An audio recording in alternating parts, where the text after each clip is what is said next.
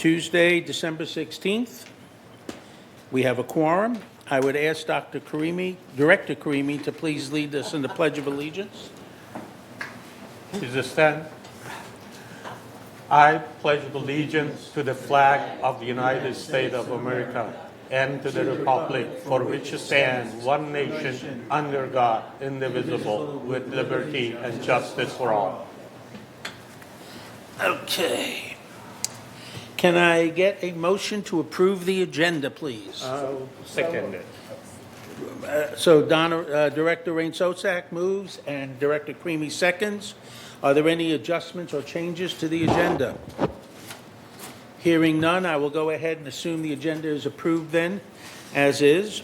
I will now ask for approval of the minutes from November 18th, December 5th, agenda prep meeting, and the December 5th special open meeting. I'll make the move. Second. Director Karimi moves, Director Johnson seconds. Are there any corrections or changes regarding those minutes? Hearing none, I'll go ahead then and assume that the minutes are approved as presented. Report of the chair. I don't have anything specific to report at this time, and we'll talk later at the closing comments. All right, open forum. We have members have the right to speak for 3 minutes. We ask that they please refrain from identifying anybody by name and comport themselves in an appropriate manner. And the things that are not on the agenda. I know, but this guy's on the agenda already. All right, we're ready. Okay, first speaker is Chris Collins.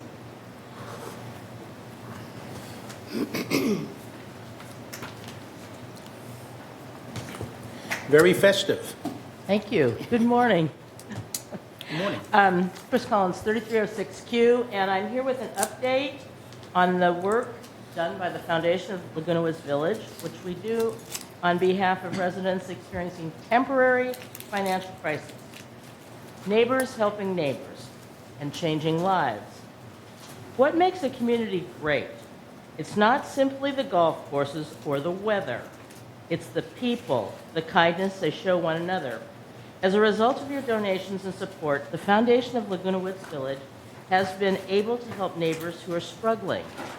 Medical bills, dental care, caregivers, groceries, gas card, emergency response devices, hearing aids. The list is long, but the real story is simple. These acts of help change lives. Every dollar donated becomes something real, such as safety, relief, dignity, a fresh start. Recipient thank you notes show how our donations impact, help, heal, and change lives. So here are a few examples. I just want to thank you from the bottom of my heart for the Foundation's caring assistance. I know I was just an anonymous case, which makes me appreciate the gift so much more, because I know your kindness is there for everyone who has needs. We are so fortunate to have the Foundation. All your help caring for us seniors deserves more than a thank you. The Stater Brothers cards put a smile on my face and a reminder of your caring and hope. I can hear it. The hearing aid helped me. It helped me. It helped me. I just have to write and express how much the gift of the power chair is changing our lives. My husband already feels more independent and capable of taking care of himself. I was so afraid that he would fall again. This will help him stay among the living longer. Thank you for the extra life that we will be able to share together. Thanks to the Foundation of Laguna Woods Village for providing me with an emergency response device. I now feel safer and more protected in my home and everywhere. Thanks to everyone in the Foundation for the exemplary work you do protecting and caring for our neighbors. Thank you for your support for the Foundation of Laguna Woods.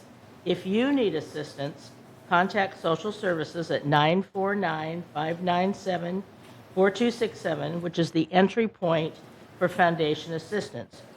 You can contact the Foundation at foundationlwv@gmail.com, or you can learn more about the Foundation at the foundationoflagunawoodsvillage.org. Because of this, the village In the village, no one should have to face hardship alone. Thank you. Thank you.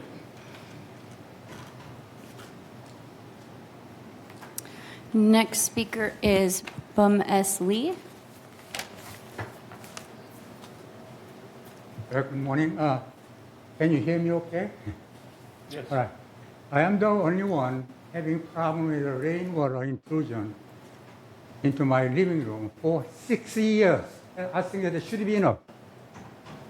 Okay, I'll tell you what the story is. There's a big pine tree in front of my condo. The pine tree needles will drop into the gutter. It blocks the gutter and the draining pipe.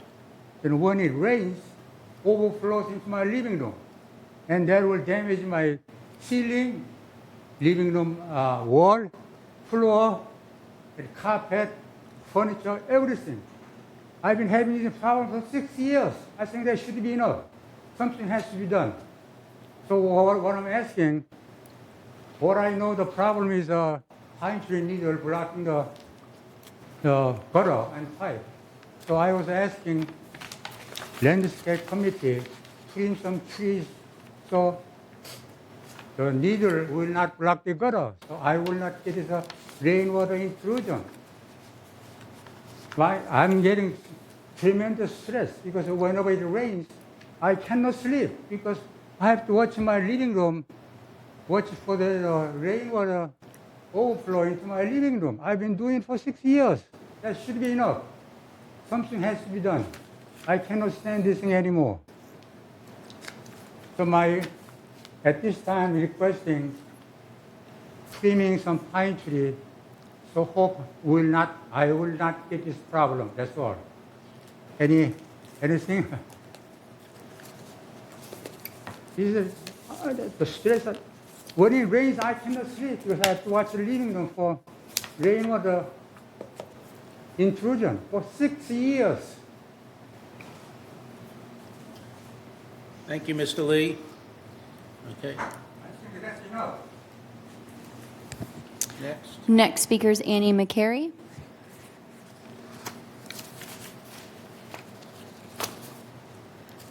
Good morning, Board and BMS staff.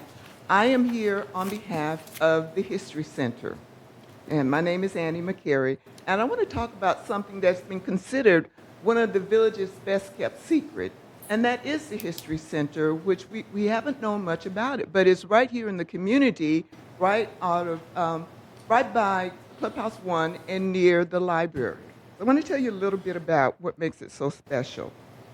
They archive all of the history of Laguna Woods Village and its surrounding neighborhoods. All that information is archived in the History Center, and it's run solely by volunteers. They're not funded by any funds from any outside source, solely on volunteers and grants and stuff that we get. So, not grants, but volunteer services. So it's in the community, it's available. We encourage people to come out and take a tour of the History Center. They're open Monday through Friday from 10 a.m. to 1 p.m. And you can also call and make an appointment for a visit or a tour and learn more about the History Center. When I first learned about the History Center, I was president of the African American Heritage Club, and all of the documents were handed to me in boxes. All of the scrapbooks with all of the photos and all the newspaper clippings. And I had them, and they were in the trunk of my car. And so I drove around in my car with these documents for the club. And I learned about the History Center from an event that was happening in one of the clubhouses. And we were informed that for a small fee, the History Center could take our documents, our scrapbooks, all of our photos, and preserve them so they could maintain their quality. And so they do that. The other thing I learned is that all of those Globe articles that I had clippings of related to our club that were starting to yellow, they can preserve those now so that they can be discovered easily for anyone who wants to come and do the research. So I encourage the board members, and especially any club members that have documents that you want preserved, to reach out to the History Center and get more information. Thank you. Thank you.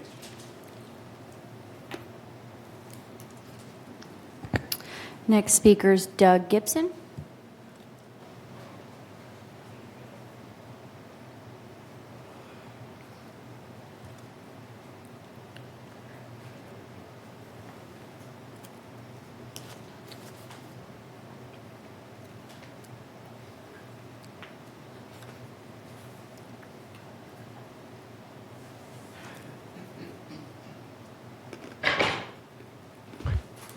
Good morning. Good morning. Doug Gibson, 5289. Hello to everybody. Thank you for all your efforts that you put in on this board. Thank you to the staff of BMS. We've lived here for 21 years, and we've gone through 4 CEOs, I think, a change in management, a lot of volunteers on boards, great people to get to know, just wonderful opportunity. As we came in, not having been in a HOA before, we've kind of got accustomed to it and everything else. We've lived up in Gate 11 for a while, and for reference, there have been 3 major fires in that area in the last, I'm going to say 10 to 15 years, the last of which was highlighted in the Globe on 2 weeks ago. Well, I guess I'm not supposed to mention his name, but anyway, the article was a letter to the editor. It was almost specifically true right down to the gnat's ass, excuse me. So I want to bring that to your attention from the standpoint because of the negative impact that has on one of the largest homeowner associations in the state, if not the country, and is well regarded. But when those things stay unoccupied, and those 3 instances for sure, any place between 8 and 10, maybe up to this last one on Brazo, could go as long as 18 months that the people are unable to allow it. The other 2 I remember back on in, one was on Despacio, and the other one was on Duenas. And so these people have been out of their houses. They can't live on in. They can't, in any instance, get on in. And that's reflected by people that drive by for the period of, let's just say, 10 or 12 months. That's all the neighbors discussing what's happening and everything along those lines. And I really think that we don't need that type of notoriety from an organization in a place that's so nice to live in that we go from there. So this is an example of what maybe a fire in one of the units could do. It's not, but it is a close example because it gets on in there, and then you get into asbestos, you get into all the other things on it, and then you've got insurance companies, our insurance company, and then the individual insurance companies. And yes, it might be the result of improper insuring from the homeowner's standpoint, but I've gone and checked my homeowners association since we just got involved a little bit more notably. And all of a sudden, I've gone to the point of finding out that State Farm is finally beginning to think that they can rewrite insurance in the village to new people. But right now, they aren't. They're not dropping somebody like ourselves in that area on it. So what I'm suggesting is that the management with the boards that are involved in this start attacking these insurance companies because they're really making it an unfortunate situation for people like ourselves. And it's not a matter of what caused the fire or caused anything else along those lines. It's just something has to be done at a house and stuff like that. And we've had discussions and everything else. My 3 minutes is up, and I'll be back. Okay. Something like that. Okay. Thank you. Final speaker is Mehdi Talapour, and they are a leasee, but we did receive written authorization from the owner of that unit to allow them to speak today. Good morning, everybody. My name is Mehdi Talapour. I'm here for this application that I submitted to Alteration Department for solar panel installation. It was like 4 months that we complied with all correction with the department, and finally they approved it, asked us to sign and notarize it by the owner. We did it and submitted, but for some reason I am still waiting after 6 weeks of submit of that one. We didn't receive any consent to go to the city to have the permit to start the actual job. The point is that if I'm not going to, sorry? No. The point is that if I'm not going to be able to do it before December 30th and have the permit and do the actual job, I'm going to losing almost $10,000 of the subsidy from the federal the government. And it's 6 weeks right now that everything from our side is done and sitting over there.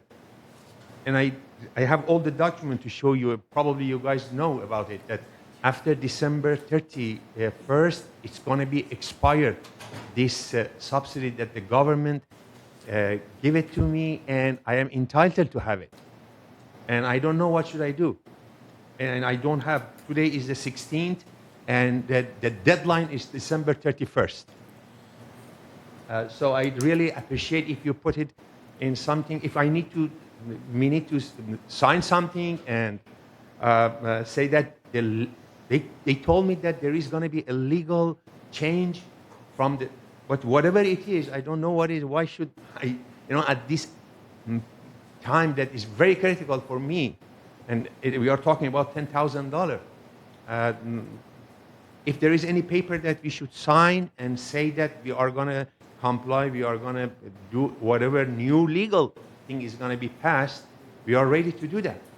But please, I need that consent to go to the city and have the permit and get it done before December 31st. Thank you. What's your unit number? 3281, Unit N. Unit N is in Nathan? Yes, sir. Okay, thank you. Thank you. That is all for open forum speakers. Okay. All righty. Chris Collins, thank you again. The foundation does absolutely phenomenal work, and we really appreciate, I personally, and I know other board members, personally appreciate hearing all the wonderful things that the foundation does.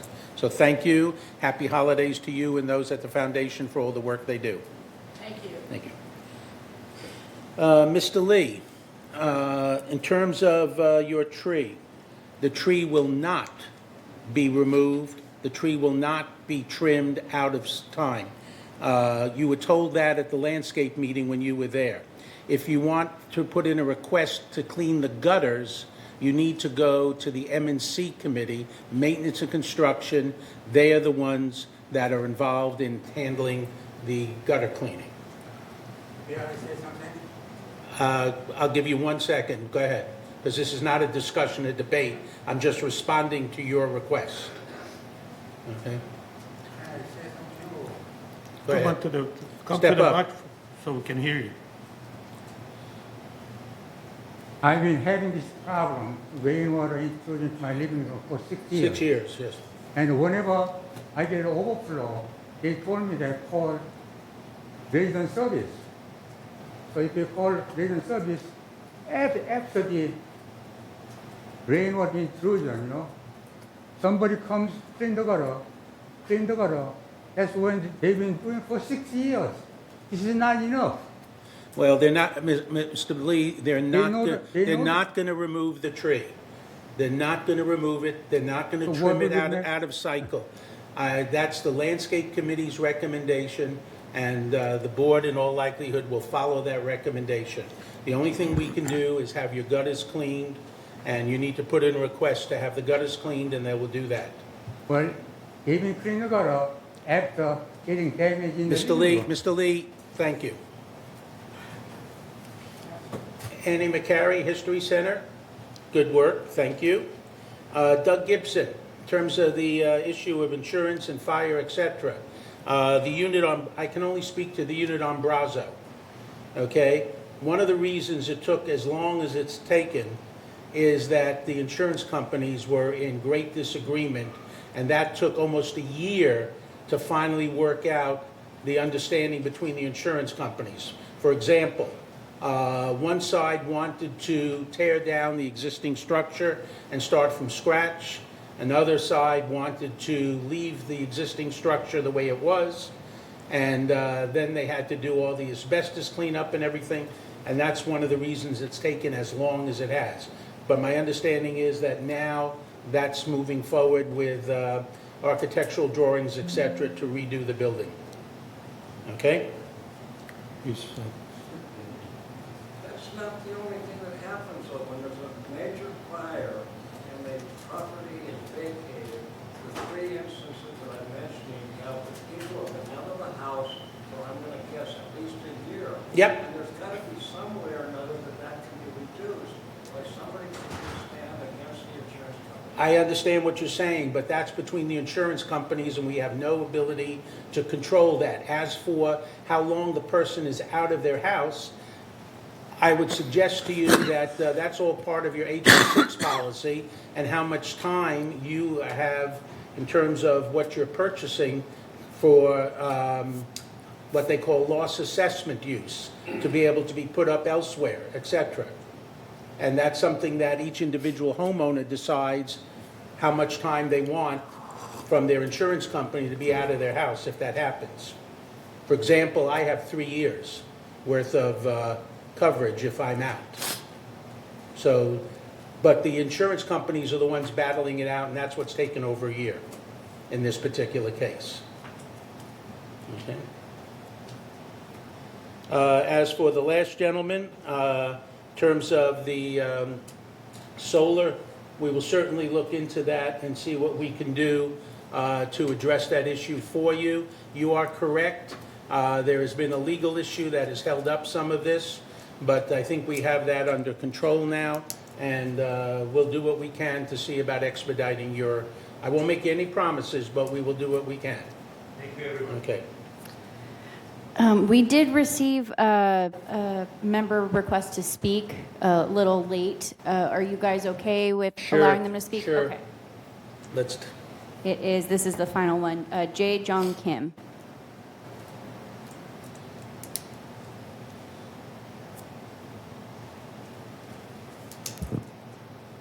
I'm Jae-jong Kim, 35013G. I have submitted the application for alteration of enclosure of a patio, and it's hanging on, and I do not understand why it takes us so long time. Enclosure of a patio. Yes, ma'am. Yes, sir. And your unit is what number? 35013G. So it's a balcony you want to enclose? Yes. Okay. I guess we'll have to look into that and see what the story is. I don't have any immediate answer for you. Okay. Have they put a request for? Did you file this thing, all the paperwork Yes, through I alterations? filed all required paper, and I have got the signature from, I followed all the procedures. Okay, I don't know the answer, but we'll look into that for you, and we'll get back to you. We'll have VMS staff get back to you. We have a similar with another member, Barbara. She's my neighbor too. I think this issue is on the agenda for today, I assume, right? For the exclusive use common area. The new license agreement, yes. Yeah, so those are, if it's on the agenda, then we're going to discuss that today. Not the individual cases, but the, But the individual cases is about they're not allowed to proceed. If we approve, then they're going to proceed with giving them the permit to do it, right? if we approve the license agreement, then Then it's resolved, I assume. it should move that process along. Correct? I don't want to speak to the individual cases because I don't know what's involved No. in the individual cases. I understand But that. the general idea is that if we approve the license agreement, that should move Yeah. things along. Yeah, I think that's what they're asking, because that they put all of the requests through, and the issue was that the board is looking at the legal issue, and if it's approved today, that means the hurdle is gone, and they can proceed with their, changes into the exclusive use common area. Exclusive use common area, correct. Okay. All right? So Thank you. That's on the agenda today. That takes care of, anybody else have any comments? Yes, sir. Yeah, I just have a question on Mr. Lee's request for his tree removal. I mean, he and I'm sorry he's gone, but he's attributed everything to the tree. And so it seems like there's multiple things involved here, is like the gutter, for instance, which is causing the damage, and that was, he was saying, the damage to his living room. So I was just wondering whether or not, the tree is not necessarily the cause. I'm sorry. The tree doesn't appear to be the cause. It appears to be the gutters backing up the cause. And so I was just wondering if staff had any insight on how many times he's had to call about the gutters, not the tree. It sounds like he wants the tree removed and is making assertions as to the tree causing the gutter to back up. So, but if there's a gutter problem, then let's deal with the gutter problem. We're looking into it, and I will provide a report back. But we have the gutter cleaning plan for 3-story buildings, and there's money in there for gutter cleaning, and they're on a schedule. And if anybody want to do out of the schedule, they have to put a request. It goes through MNC, and if get approved, they get out of cycle cleanup. That's the process. No, and I understand that, and that's great that you offered that solution. I just wanted to get to the bottom of, if I had water coming into my living room, I would want that dealt with. And he blamed it on the tree, which it sounded like was not appropriate. Well, yeah, but anyway, all right. you're going to take a look at it. Just to Yeah. yeah. All right, we're now ready for the CEO report. I have a question regarding Mr. Yes. Lee. Yes. For 6 years, I have involved in that issue for 3 years now. They keep tossing him around between landscape and MNC. Instead of find out root cause, they keep tossing him around, and he's sick and tired of filing the gutter cleaning and so forth. We have to fix this root cause of it. We must fix it. If it is your gutter causing the damage every single rainy season, would you be comfortable to living in that unit? That's my question. Thank you. Okay, thank you. We're ready now for the CEO report.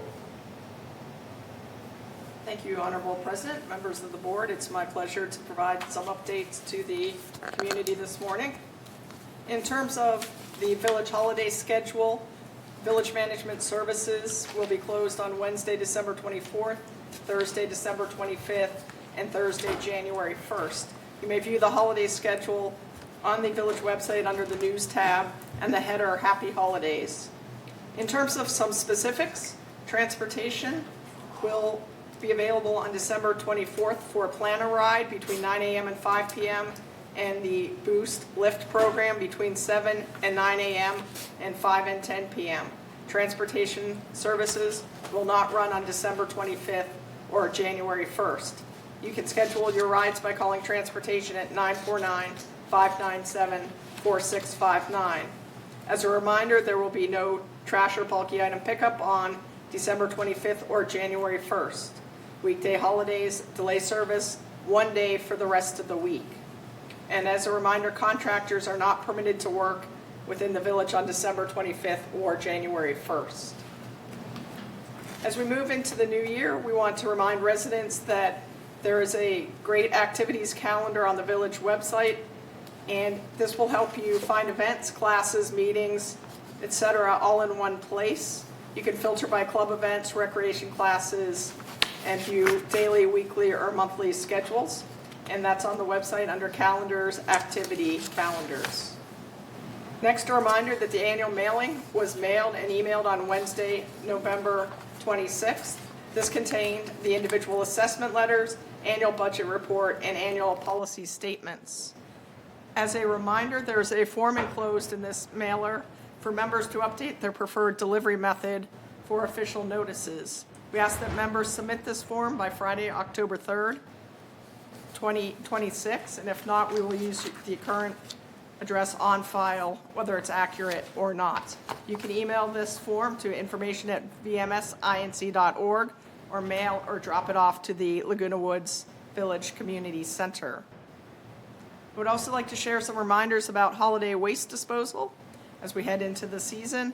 First, to protect your pipes, holiday meals generate extra fats, oils, and grease known as fog, all common byproducts of cooking. Pouring these substances down the drain can lead to serious plumbing issues.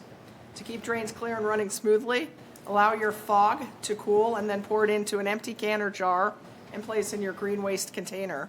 Wipe pans and dishes with a paper towel to remove residual grease before washing them. On the list before you are some common items that should not be placed down the drain. Meat drippings, gravy, sour cream, mayonnaise, bacon grease, salad oil, and so forth. Next is the What Goes Where Holiday Edition. Place in the recycling container your flattened cardboard boxes and catalogs. In the organic bin, small amounts of green waste such as natural wreaths and garlands, small amounts of cooking grease, and uneaten holiday food. In the trash bin, please place the envelopes with plastic padding, bubble wrap, wrapping paper with glitter or foil, and bows and ribbons. Christmas tree pickup will be provided by Landscaping Services on the first 3 Fridays in January, January 2nd, 9th, and 16th. Discarded trees will be ground into mulch and used in shrub beds and slopes throughout the community.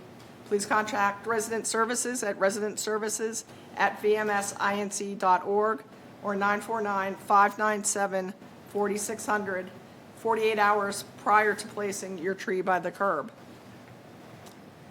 And in terms of the Irvine Household Hazardous Waste Center, we had previously announced that it would close on December 31st. As an update, the City of Irvine and the Orange County Waste and Recycling Group extended the license agreement. The center will now remain open for 1 additional year at its current location or until further notice. And a quick update on the Ting Fiber project. More than 900 homes are active in using the Ting Internet network. Crews are currently working in nodes 1 through 12. This covers the southeast area of the community near gates 1, 3, and 4. In the next 30 to 60 days, the work will expand to nodes 13 and 15 in the northeast area near gates 2 and 5. Broadband staff recently met with Ting project managers to align and accelerate the work moving into 2026. So you'll see greater activity in the new year. And lastly, facts about Ting Internet and the cable transition. We've received many questions and much speculation about Ting Internet and the transition to the DirecTV stream. To bring clarity and reassurance, a new frequently asked question answer publication was made, and this addresses the most common pressing questions about timing, when will cable TV end, equipment installation, router placement, EMF concerns, and service changes, billing, etc. Please visit Laguna Woods Village, the News tab, and Bringing Fiber to Every Manor to get accurate information and know what to expect as the project moves forward. And this will be updated as common questions continue to come forward. So this is your best source of accurate information about the project. And that concludes my update this morning. Thank you for your time. Thank you. Any questions?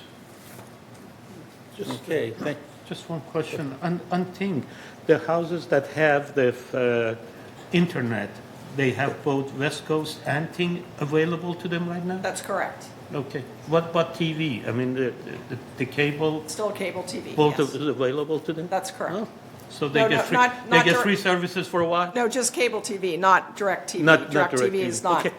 Okay. DirecTV won't be available to anybody until about August. Okay. August. Thanks. All right, thank you. We now move to the consent calendar. All matters listed under the consent calendar are recommended for action by committees and will be enacted by the board by one motion.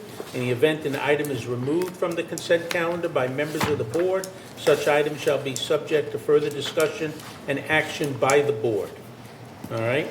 So I'll make a move to approve. you make a motion to approve the consent calendar? Correct. Pre-meets. Do I have a second? Johnson seconds. Is there any discussion? Well, there isn't any discussion about the consent calendar. All those in favor of approving the consent calendar as submitted signify by raising their hand. All those opposed? Abstentions? I would... Did you not vote? Oh, you voted yes? Okay.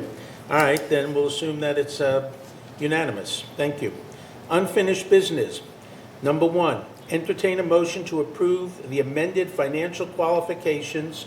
This was put on November 28-day notification for member review and comments to comply with the civil code. That's been satisfied.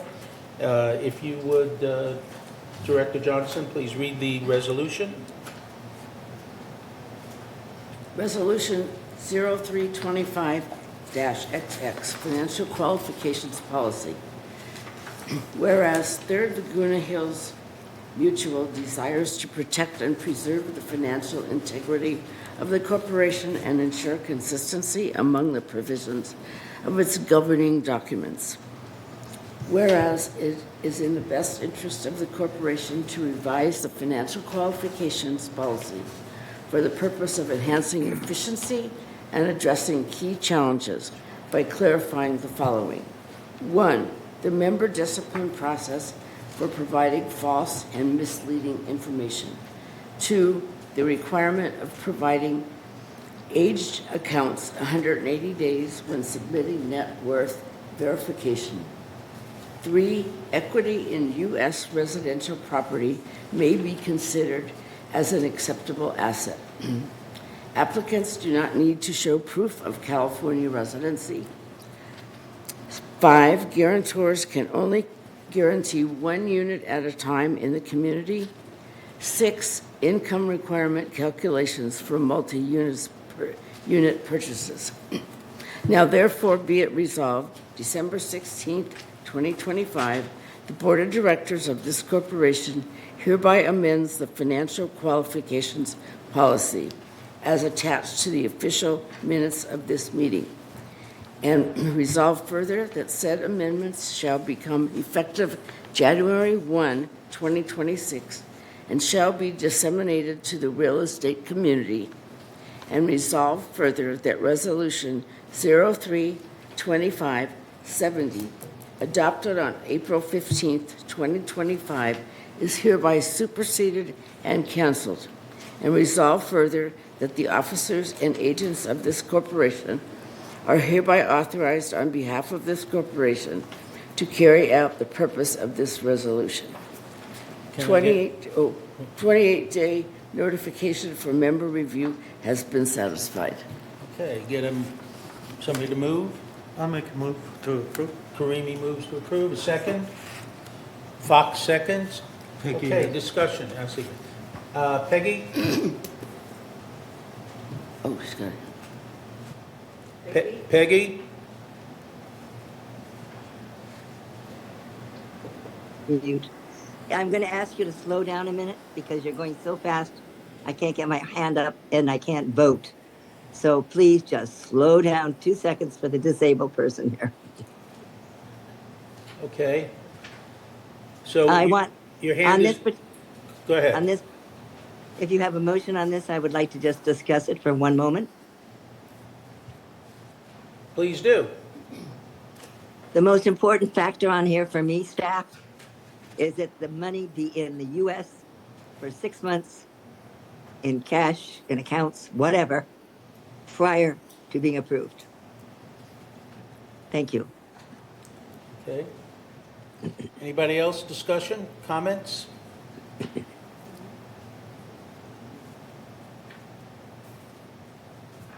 Hearing none. Director Hopkins. Yes, I'm sorry.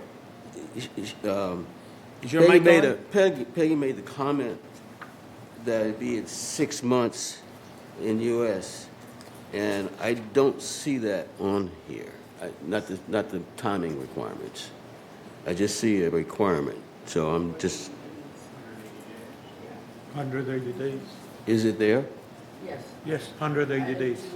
And it's definite. I mean, that's a must have. What, I'm sorry. What paragraph is that timing requirement there? On the resolution. All the items listed below are U.S. items. Right. Her requirement, her request was that it be in the U.S. 6 months or more. Well, it says only aged accounts, 180 days will be considered. Okay. It says that. And Yeah. then it gives examples. I get it. And all the Yeah. examples are U.S. U.S. examples. Is that correct? Yes. Okay. I just want I was staff- I was I just asking want- the question because I didn't see it. And I just want staff to be very cognizant of this. Page 37 of 38. Okay.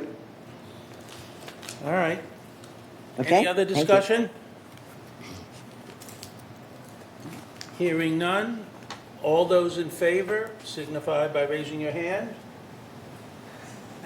Okay, Peggy and Moon? Yes, yes. Peggy Hold on. votes yes. Moon? Moon, do you vote? Park, did you vote? No, You vote no? I abstain. You abstain, okay. So we have 1, 2, 3, 4, 5, 6, 7 yes, and 2 abstentions. Okay? Thank you. Moving on to 10B, unfinished business. Entertain a motion to approve the restoration of decorative architectural roundwood elements, or better known as vigas. Director Johnson. Resolution 0325XX, restoration of decorative architectural round wood elements, known as vigas. Whereas on June 17, 2025, the Board of Directors rescinded the directive to remove decorative structural architectural round wood elements, vigas, during the prior to paint program. And whereas on October 6, 2025, the Maintenance and Construction Committee voted unanimously to recommend that the Board of Directors approve restoring vigas on 81 buildings that had the vigas removed. There appears to be someone ringing on the telephone, Millie. What? Go ahead. That's Peggy's phone. Go ahead. Now therefore be it resolved, on December 16, 2025, the Board of Directors of this corporation hereby approves the restoration of 5-inch round decorative architectural round wood element posts, vigas, on 81 buildings according to the 15-year painting schedule.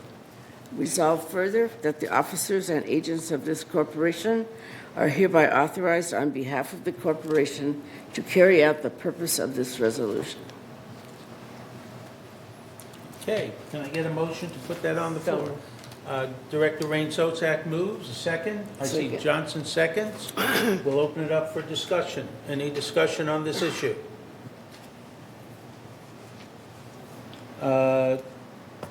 Michaela? We do have a member comment whenever the board is ready. It was written in, so I would just read the email. Please do. Okay, perfect. Since there's no discussion among the board members, go ahead. And who seconded, by the way? Sorry. What? Who seconded? Oh, Johnson second. thank you. Okay, it's from Jay Lessie, and he said, "Good morning, board. I just want to make a brief comment to thank you for considering restoring the vigas to our buildings. Our buildings are more than just shells in which we reside in and in which we upgrade and remodel. Each building has a distinctive architecture designed with intent during the development of Laguna Woods Village starting in 1964. The Villanova, Cordoba, Monterey, and other models share a Southwest Adobe-style architecture, which is defined by the vigas. Without the vigas, they are stucco boxes. Please restore the vigas and let this be the start of a new architectural preservation in the village, one that will upgrade curb appeal and enhance property values. Thank you." Okay, thank you. All right. We're ready to vote. All those in favor signify by raising your hand. Director Hopkins, yes, yes, yes. Peggy's yes. Moon, are you there?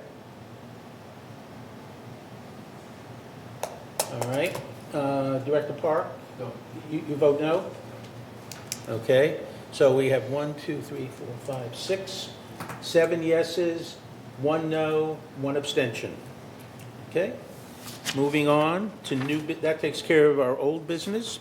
Now we move on to new business. Entertain a motion to rescind Resolution 0309-108 due to persistent misuse of the policy by residents to construct unauthorized hardscape extensions to the common area. If you would please read that. You don't have that? Here's A. Here's A. I'm missing A, sorry. You got it in your right hand. Just read his. That's from- Just read it. That's from Howard. Read this. Resolution 0325XX, proposed rescission of Resolution 0309-108, installation of pavers, gravel, decomposed granite, and stepping stones. Whereas Resolution 0309-108 108 was adopted to address soil retention and accessibility concerns associated with the past re-landscaping program. And whereas the policy has since been increasingly used by residents to install hardscape in common area for purposes not intended under the original resolution. And whereas such use conflicts with mutual policies regarding exclusive use areas and has created ongoing enforcement and compliance challenges. Now therefore be it resolved December 16th, 2025, that the Board of Directors of Third Laguna Hills Mutual hereby rescinds Resolution 0309-108 in its entirety, and resolve further that future requests for pavers, gravel, decomposed granite, or stepping stones shall be reviewed under applicable alteration standards and mutual policies, and resolve further that the officers and agents of this corporation are hereby authorized to take all necessary actions to carry out this resolution. Okay, can I get a motion to put this on 28-day notice? I'll make the motion. Karimi moves. Can I get a second? Second. More seconds? Okay. Any discussion? Yes. Go ahead. I just want to know how long it takes from the time that this variance is put in till it's approved or disapproved. I'm sorry. What? Say it again? I want to know how long it takes for a variance to go through the alteration standards department from the time that it's put in. How long it takes for a variance to go through from the time somebody submits it to the Yes, time it's approved? one of these. Yep. All right. Megan Feelers is going to address the issue. Hello. If they're wanting an alteration in the shrub bed, as far as a landscape alteration to put DG, decomposed granite down, it takes anywhere from 60 to 90 days to make it from the committee to the board. If they're wanting to put concrete down, I can't speak to that because it's going to have to go through manner and alterations. So you're telling me how many days for most of them? 60 to 90 days if it's going to go through the landscape department. How big of a backlog do you have? We do not have a backlog at this time. They submit Good. it, depending on where we're at, it goes to the committee and then straight to board. Usually 60 to 90 days. Great. Thank you. Okay, any other discussion? Putting this on 28-day notice? Hearing none. All those in favor, raise your hand. Oh, we have a vote. Oh. Actually, no, we're doing it this way. Okay. Okay. Got electronic. I have a yes.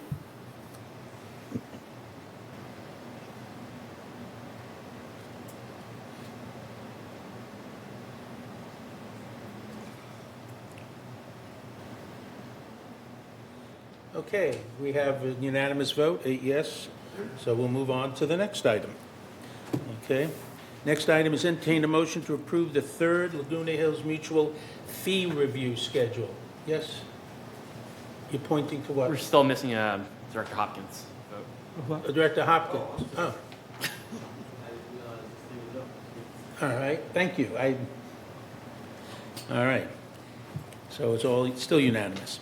Okay, entertain a motion to approve the third Laguna Hills Mutual fee review schedule. Director Johnson. Third fee review schedule, Resolution 0325XX.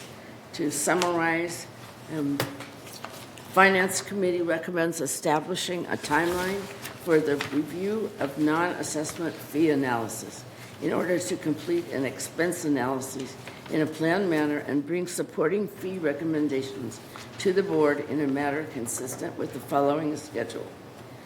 We'll be reviewing the fees annually: permit fees, coin-operated laundry, machine fee lease, and processing fees.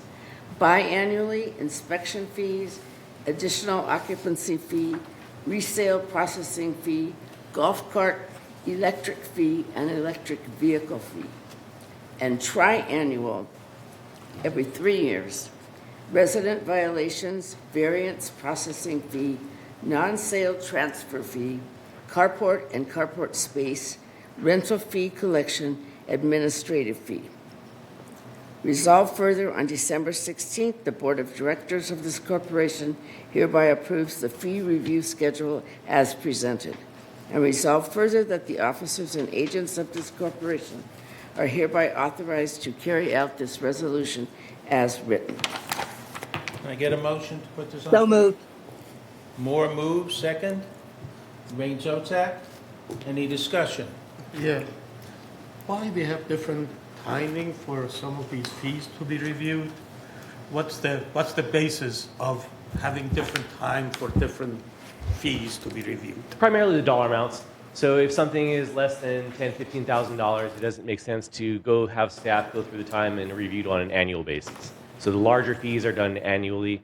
If the board or any of the committees would like to see it on a different, say the next time it's scheduled isn't until 2028, but somebody on the board would like to see it done earlier, we can happily take it out of sequence and provide some input at that time. And then it'll go back onto the frequency of every 3 years. I was looking for the rationale, why there's different. I mean, Sure, dollar if amounts. we're doing fee reviews, shouldn't we do all of them every year, or why we segregate them?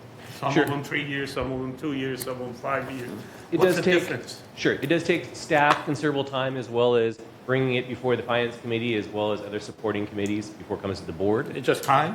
Mm-hmm, correct. Staff time? Correct. So, and again, if the dollar amounts that the revenues that are drawn from these is, I don't want to say immaterial, but of lesser amount, then it doesn't necessarily make sense to bring it for you on an annual basis. Because some of these things are, can be changed. For example, the charges for electricity. Every year is going to be different because things are going to change. Some things don't change very much. Sure. Is that the basis also, or just the staff time? There will be some judgment involved, but at the minimum, it'll be based upon the schedule that was provided in the resolution. So if you see electricity skyrocket by 30%, we will probably take a look at all the fees that will be impacted as a result of that increase. Thank you. Mm-hmm.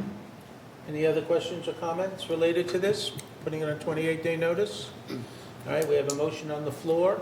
All those in favor, please vote.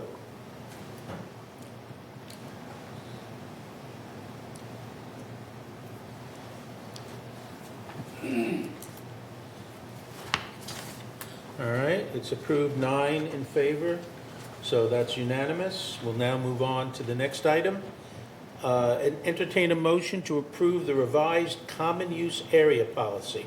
I've asked our secretary, Director Johnson, to just highlight what the changes are, since it's a 4-page, single-spaced resolution. Rather than read the whole thing, there's only some minor changes, and I'd ask her to please just address those minor changes. I wouldn't have a voice left after this.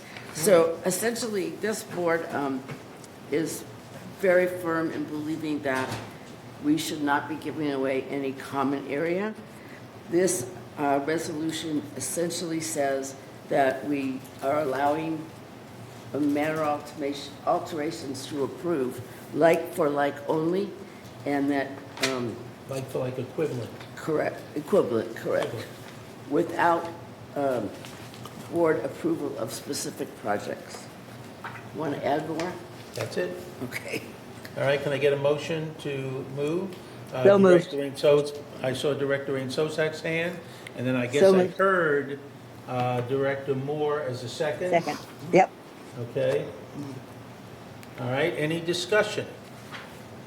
There's a note at the end of this about, Goes on 28 days. yeah. Yeah, it's going on 28 Says, days. okay. All right, Okay. let's go ahead and vote. Hearing no discussion. Okay.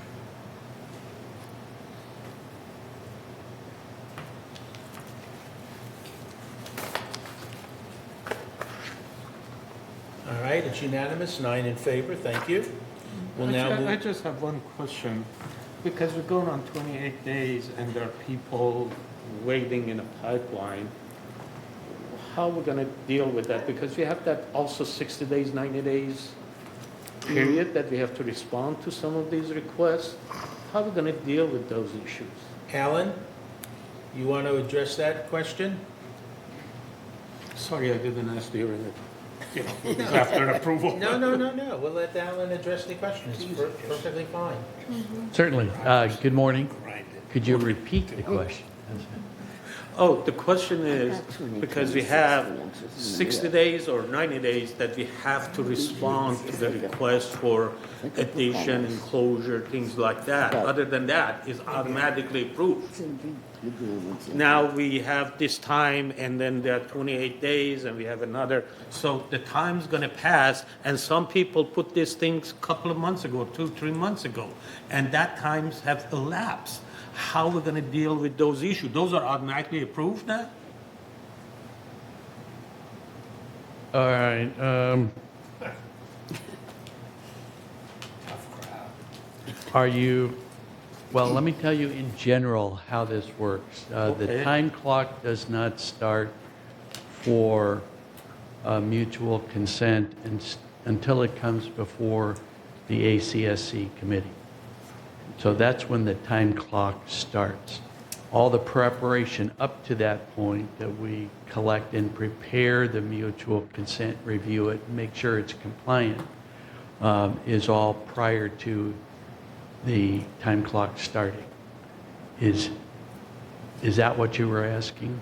Yeah. Well, yeah, that's, So pretty if for much. some reason... Where the clock starts and where the clock stops. Yeah. So when it comes before the ACSC committee is basically when the time clock starts. So if for some reason it were to get disapproved or went back for alterations or review, that would all be a part of that process.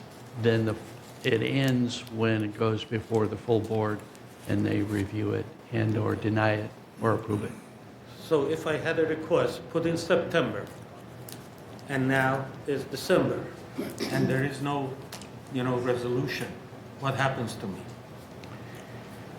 The CCNRs call for it to be approved by Automatic approval?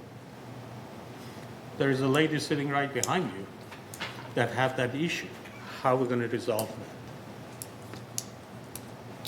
that? We would have to follow the CCNR guidelines. I don't know, that doesn't happen. Yeah, because But if somebody puts something in September, has it gone to the ASC committee? Yeah. She's saying that's when the clock starts, is when it went to the ASC committee. Yeah. Did the ASC committee accept it or reject it? no decision. This hasn't been because it was on hold. So when did it go to the ASC committee? That's the question I have. No, that's What happens with the hold? Are you referring to, there's probably 5 mutual consents that have been put on hold Yeah, pending legal review. correct. So Is the clock doesn't work on the one on hold? Or the clock still works for the hold? The former CAUA agreements don't go before a committee. So I'm not sure of the ramifications if something is put on hold that doesn't go before the ACSC or the board. Yeah.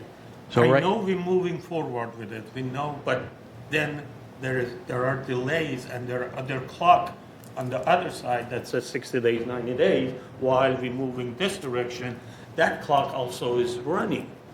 So it looks like the two different track that we looking at and they are not merging. And if we are moving slow on this side, this one automatically give you approval to the members to proceed. If I understand it correctly, unless I'm totally wrong. Well, all right, so let me clarify, Okay. or let me attempt to clarify. Previously, there are certain mutual consents that had or had involved use of exclusive use common area. Every time that mutual consent is presented to manor alterations, the last phase in that approval is that it be granted a CAUA, which is a conditional use license agreement. And once that is approved or not approved, that is the end of that mutual consent process. Totally independent of that is a mutual consent that would need a variance. A variance also uses a slight, or used to use a slight deviation on a CAUA, but in essence, it requires approval of the requires approval of the ACSC, then requires the approval of the full board. That's for a variance approval. So right now, we have five. No, I understand the approval process. What I have problem is when things are on hold, which clock works? Then 60 days or 90 days clock works, or the hold stops everything? I think we're going to probably need a legal opinion on this. Okay. I think we're going to probably need a legal opinion. But we have people waiting in the queue. I understand. And they have problems. I understand. And we need to address that. I understand. But I think we need to get a legal opinion.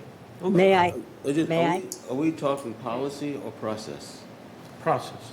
Process. So, There's a process. yeah, but aren't we approving policy?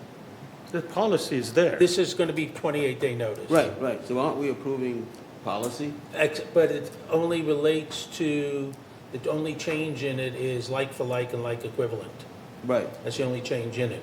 But the questions that Reza is raising are not addressed in this policy to begin with. Exactly, and that's my point, is that I think we can discuss the process of implementing the policy at some other point. Peggy? Yes, I'm agreeing with Reza and with Jim. We have a problem that things go in that department.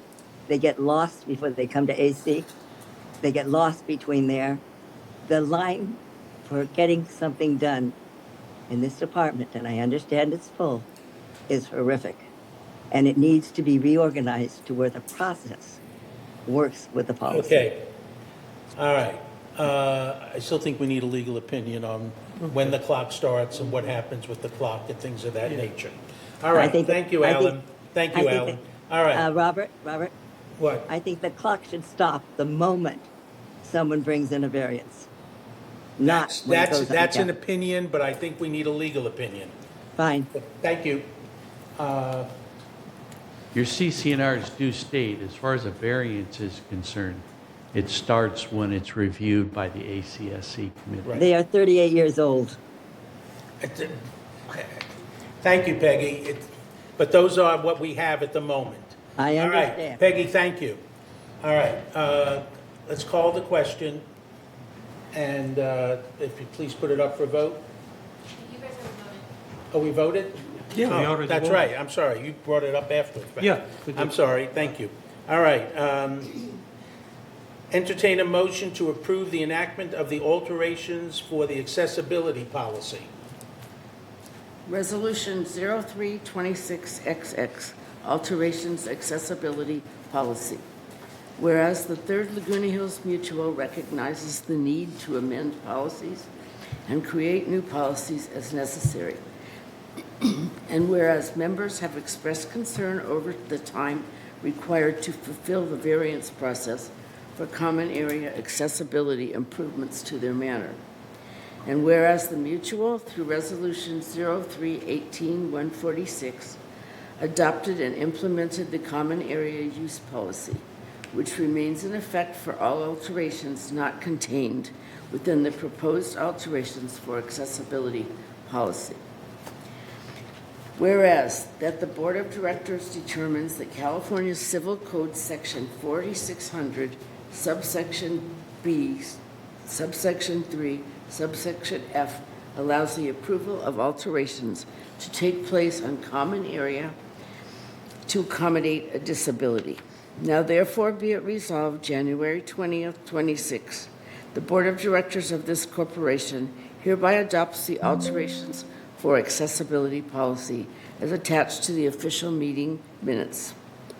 Resolve further that the determination of whether a proposed accessibility alteration, AA, meets the criteria set forth by the alterations for accessibility policy and shall be made by staff in conjunction with the ACSC and the full board.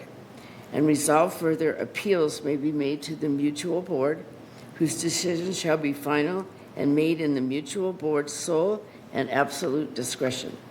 And resolve further that the officers and agents of this corporation are hereby authorized on behalf of the corporation to carry out this resolution. December initial notification, Okay. 28 days. Can I get a motion to approve? I'll make a motion. Karimi moves. Second, I'll second. More seconds. Is there any discussion about this? Hearing none, let's go ahead and vote.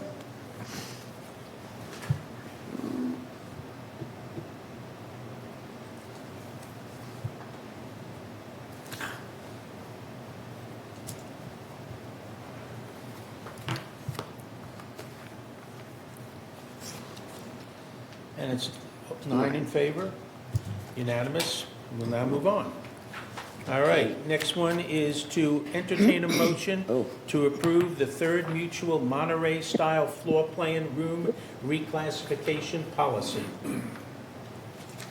Resolution. I would like, Oh, Just Go gotta ahead. read the resolution first. okay,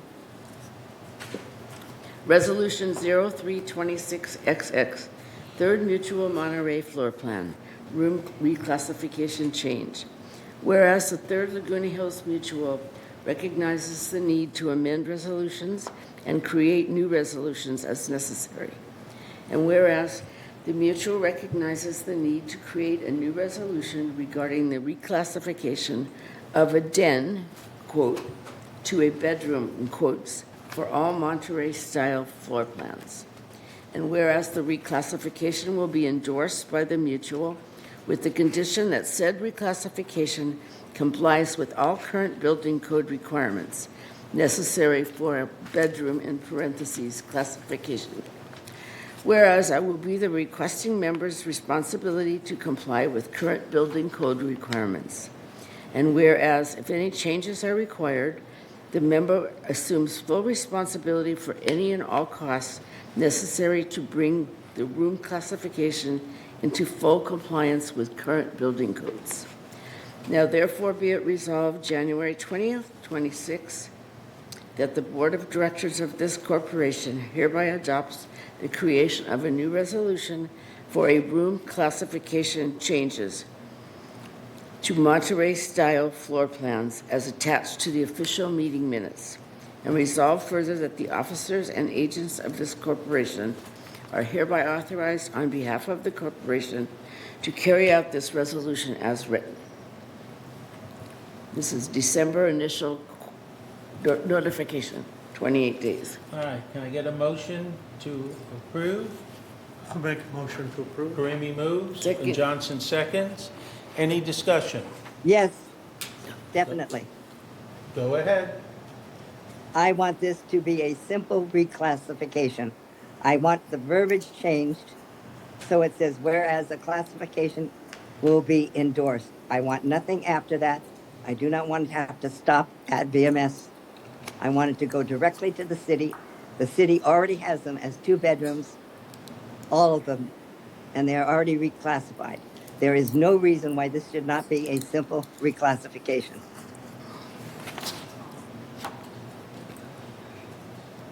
So I would like to offer a recommendation. However I do this, Robert, you're the ego law person, to just remove What? everything. Wait, say but- that again, what? I can hear it. I want to just simply have it as a simple reclassification with nothing more being So required. you're looking to amend the motion. Yes, So you're moving to amend the motion. yep. Okay, is there a second to that? What the amendment is. What Can you is the amendment? Amend the motion to... Amend the She wants to motion what? amend the motion to say that basic, It's basically reclassified the same as what the city has. So it should not have to go through VMS. It should go through the city. If the city, who has the two changes, which are both electrical, if they deny it, it will come back to VMS. We don't need to go to VMS, to the city, to VMS. So it's a simple reclassification to agree with what the city has already in place. all right, that's her motion. Is there a second to that motion? I want to hear Alan before, if Yeah. I want to second it or Oh, not. okay. Alan, you want to address the comment, the amendment? Currently, the motion will read that a reclassification from a one-bedroom den to a two-bedroom unit will be allowed. And the only condition in it is to that, if and when there is that reclassification request, that that be approved by the city to make sure that that reclassification complies with all current building codes. That's all there is to this. So there is- VMS is not involved in the reclassification process? No. Then what does this mean? The last part of this, which says, with the condition that the reclassification complies with all current building, it does not say city. I don't understand the question. The current building codes, we don't establish building codes. I know that. The city has the building codes and they are already all two-bedroom. They already designated that two-bedroom. That's correct. The city recognizes that two-bedroom. Yes. And this came up because VMS did not recognize them as two bedrooms. So what I'm saying is, Alan, what they need to be is recognized by your department as two bedrooms, as well as the city as two bedrooms, and they are reclassified simply as two bedroom. Director Hopkins? Yeah, it's, and I don't know all the details, but it's my understanding that bedrooms have certain qualifications and to be classified as bedrooms. I'm not sure that in the past, people who may have used it as a den have not made alterations that would make it more difficult to be classified automatically as a bedroom. So I think going to the city, BMS accepting the city's determination is probably the right way to go, and I think that's what this reads. Thank you. So, if I may, there's approximately 130 Monterey units in Third Mutual. The ones that we researched through the county records all were classified as two bedrooms. The intent of this resolution is simply to protect the interests of the mutual. If a member requests officially, if they want to sell their manor, for example, and they want it to be officially noted as a two-bedroom, then if it comes to the attention of manor alterations or the Third Mutual, the policy in place says we will allow that as long as the city approves your plan or verifies that your room meets the current standards for a bedroom. Alan? Jim? Yeah, I guess I'm a little bit confused. The city already says they're two bedrooms. They classified it officially two bedrooms. The city has not. Oh, Yes, they have. okay. They are all two bedrooms. I'm more confused. I thought There- I heard that. The only documentation on the government side is the county records. Oh, And the the county county- records. I'm sorry, the county records. The county say- recorder's office has already classified at least the ones we looked at. And we looked about a dozen up. We didn't look at all of them. But And I looked at more of them, and I looked at more of them. Yeah, we have similar units in United, and they all Right. consider two-bedroom. So Right. if I may, what we're trying to preclude happening is if before this classification request comes up, they may have made changes that might disqualify this room change as a bedroom. So The policy is simply stating we'll allow the change, but you need to verify that it still meets the bedroom requirements from the city code. If I may? Yes. If I may, Robert? There is no reason for you to look at it. The city will be able to tell you if there is a change. There are changes on the city level, on the county level, not on VMS level. So it just needs to be a simple reclassification. If there's something that needs to be changed, it is the city ordinance and they will come back. So we are not liable in any way, shape, or form to make these a simple clarification. I think we're saying the same thing. Yeah, I think the policy is written, it protects us, because what I'm hearing you say, Alan, is that in some cases, people have made modifications to the den that may disqualify it as a bedroom, even though the county designates it as a bedroom. So this kind of protects us in some way, and it's no harm, no foul. If I may, Robert? Yeah. Go ahead. The harm, no foul is that it has to back up to for Alan's department. There is nothing that should be there. The city will turn it around, and it Okay. will protect us. Okay. Is there a second to Peg's motion? To amend? Is there a second? Is there a second for my reclassification? No, there isn't at the moment. I just have a question. I know her intent, if I understand it right, is just to eliminate an extra hoop for people. Right. Yes. If the city is saying it's a two-bedroom, the question is, I think Alan is saying there may have been a closet removed or a window changed, and those are requirements, and a door, for it to be a bedroom. If the city is going to look at it again, I think that's if I understand right, that may be where the hump is. We don't want people to have to go through an extra hoop for nothing, and I think that's Exactly. the intent of what Peggy is, of what Director Moore is saying.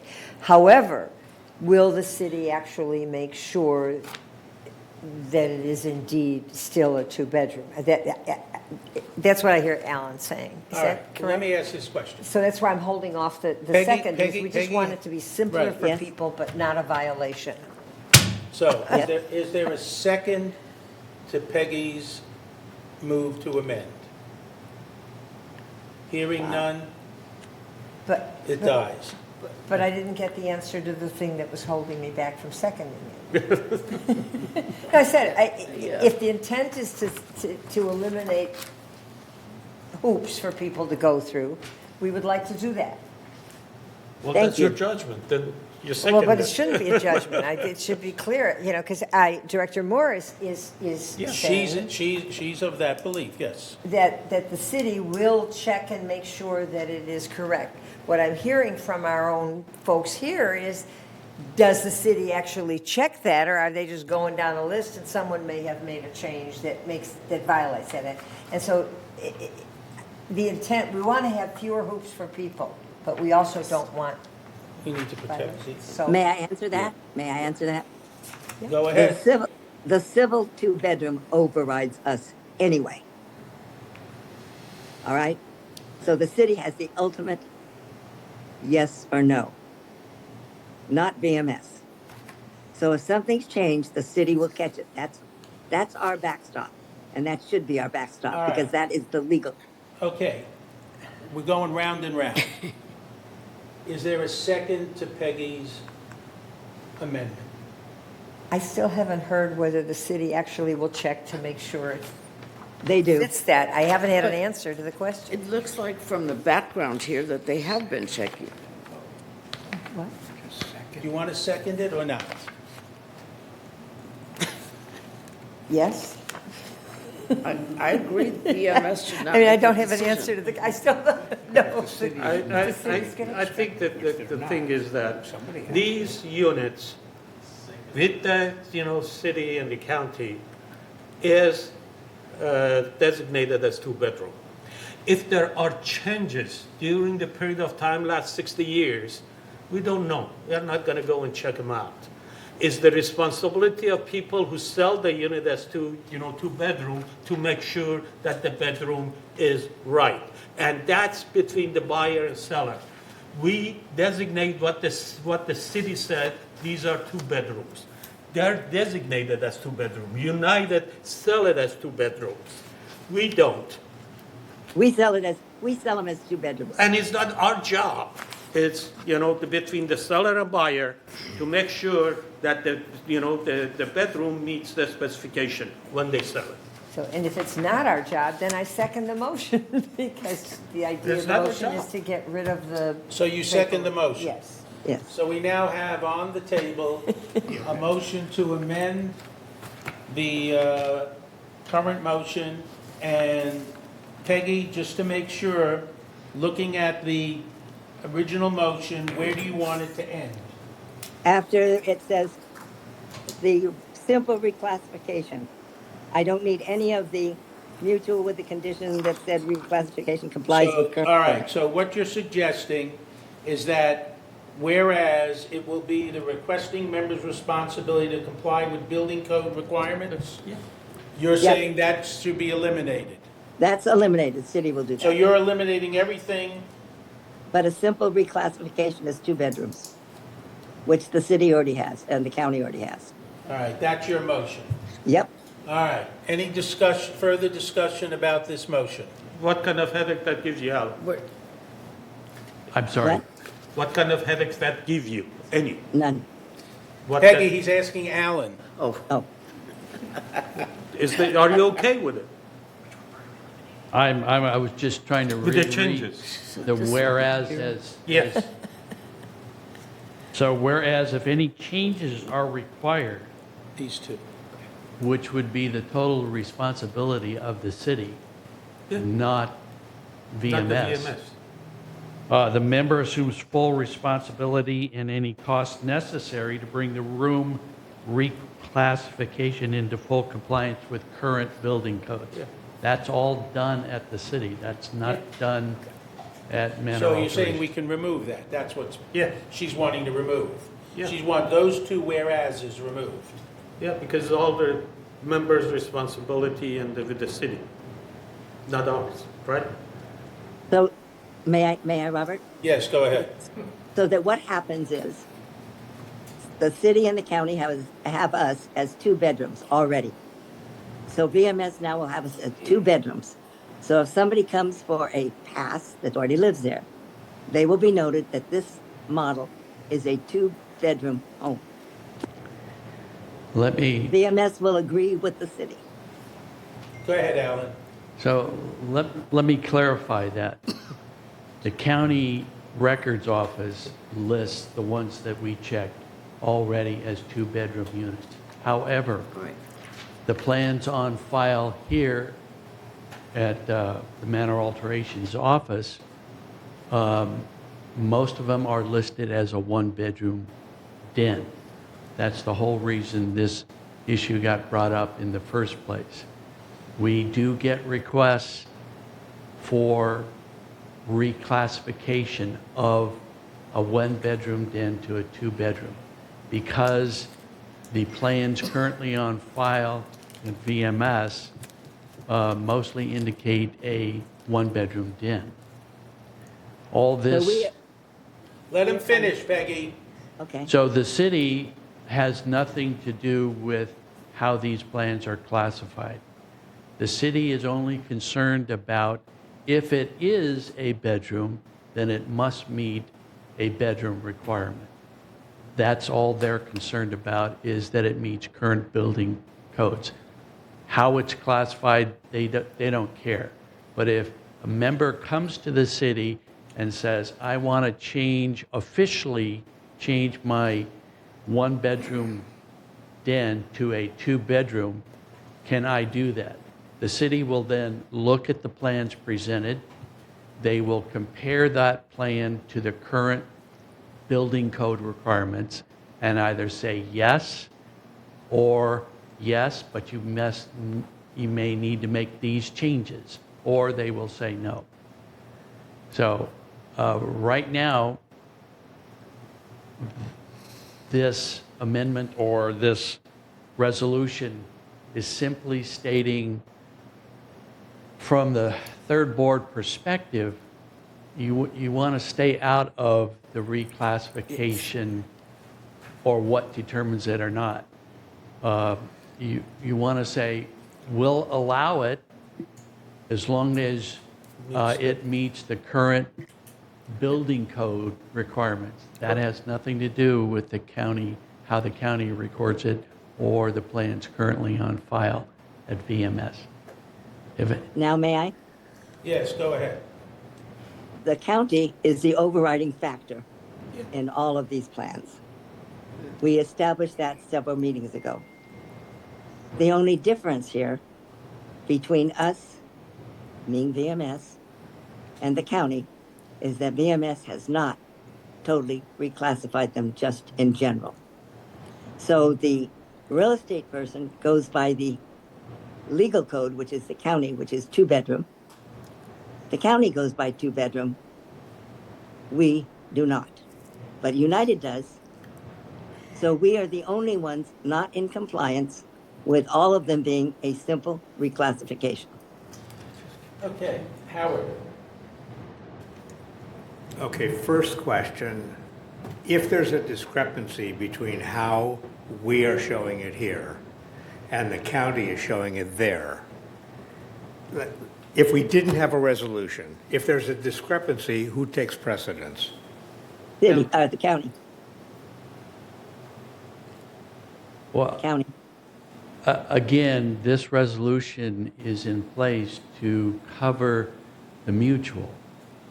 Of the 130 or so that we're aware of, whether there is an official request or whether a realtor just changes it automatically, if it becomes known to the mutual that there is an issue and the member is requesting officially that it be classified as a 2-bedroom, the mutual will go on record as allowing it, providing it meets the building code requirements of a 2-bedroom. That's covering the mutual's responsibility. Because we don't control over 40 plus years of all the changes that have gone on. The mutual has no way of knowing what those 130 room classifications actually are, or if any changes have been made to those in the process. So this is simply covering the mutual's responsibility. So my question was, if there was no resolution and I had one of these 1+1 units and I wanted to call it a 2-bedroom unit, and we internally say it's 1+1 and the county says it's 2, who wins? If you put those two side by side, which one takes precedence? What we say or what the county says? Great question. That's probably would be decided by legal. All this, it'd be the again, county. all this is covering the mutual's liability. You're going to allow, whether you 1-bedroom den or 2-bedroom, it'll be 2 bedrooms as long as the city approves it. If the city, for example, if the city were to look at the plans presented to them and they were to discover that a bedroom window had been changed that did not meet egress requirements, then at that point, the city would make them make the change to the window size to conform to a current bedroom classification. That the mutual is saying, we can allow it as long as the city approves it. That's all we're doing. Okay, one more follow-up. Let's say we pass all this, and now all the 1+1s are 2. And I have one, and I don't want a second bedroom, and I don't want to incur the expense of converting that second room into a bedroom. Don't have to. Well, now I'm running afoul of not only the county classification, but now we just reclassified it here internally. It's okay. I don't think It's you're in not okay, violation of anything. because if it's a second bedroom, we have to make some alterations in order to comply with the I rules know, for a second bedroom. but you're saying you don't want to do it. It's your choice. You can make it 1 bedroom. You can buy a 3-bedroom and make it 1 bedroom. That's your choice. That's your Jim? choice. Yeah, I was about to say, what my read is that this policy allows for anything that has happened in the past, be, if there's a, quote, change in classification moving into the future, that all the parties involved with that classification understand and notify what that new classification is. And that's the policy, is to protect the mutual and No. allow the resident to do whatever they need to do to be in compliance. That's all this is doing. And I don't think it restricts anything that BMS or resident has to do. Jim, Agreed. it puts, Jim, It just keeps mutual, again, I hear you, Peggy, but I think that all this is doing is keeping us, it allows a resident to do anything they want. It may add an extra step to the process, but that's also saves the mutual any sort of we have potential 6,000. liability, because... Okay. Anybody else? Donna? You look- The whole idea, I think, of what Director Moore wanted to do was to not make residents go through an extra hoop. So is it a discussion for all of us, or is it a legal question of whether, because what we want to do is not be on the hook, and maybe we aren't, if the city's already saying, and I don't know that that's an answer we can do here. Donna? Yeah. We've been given an answer in our prior board meetings, that the county is the legal override. All That right. has been established. All right. Is there any new discussion? I just want to make it easy for Hearing none. We have an amendment on the floor, and the amendment is to remove the two whereases. So you'd have the the first three whereases, and then remove the next two whereases. Is that correct, Peggy? Yes, it would just be a simple Peggy, reclassification. just yes or no? Yes. We're removing those two whereases. That's your amendment? Yes. Okay. That's what we're voting on. I'm okay with that. Are we ready to vote? We're ready to vote.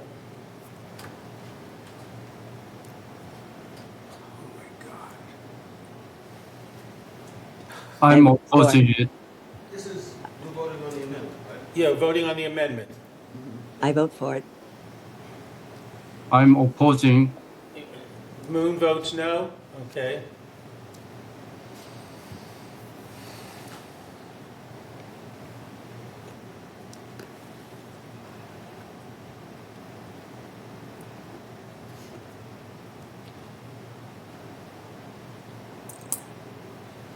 Donna abstained, it's 3-3, the motion fails. Okay, now we're back to the original motion.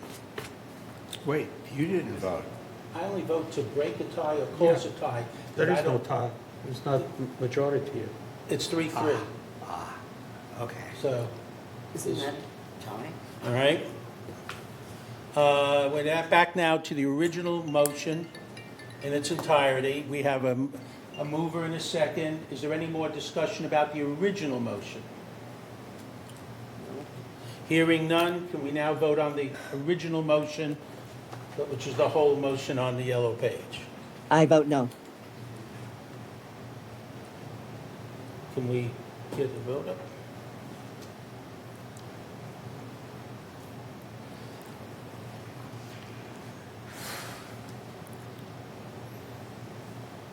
I'm voting no.